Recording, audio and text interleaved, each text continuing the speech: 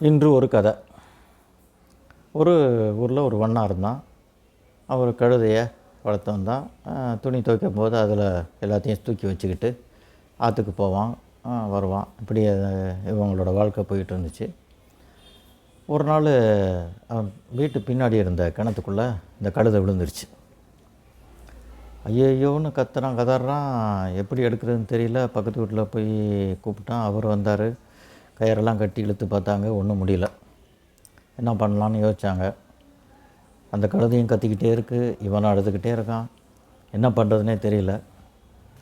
அப்போ ஒரு ஐடியா கொடுத்தாரு. எப்பா, கிணத்துலையும் தண்ணி இல்லை, நீ கழுதையும் வயசாயிடுச்சு, அதனால் அதை மண்ணை போட்டு மூடிடணுன்னா பயங்கர ஷாக் ஆனால். இருந்தாலும் வேறு வழி தெரியல. சரி மூடிடுவோம் அப்படின்ட்டு அக்கம் பக்கத்தில் எல்லோரையும் கூப்பிட்டாங்க.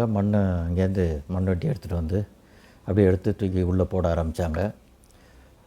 அந்த கத்திக்கிட்டு இருந்த கழுதை திடீர்னு மேலே மண் விழுகுதுன்னு பார்த்து யோசிச்சு, மேலே மண்ணெல்லாம் ஒட்டின மண் என்ன பண்ணுச்சு, திடீர்னு உதற ஆரம்பிச்சிச்சு.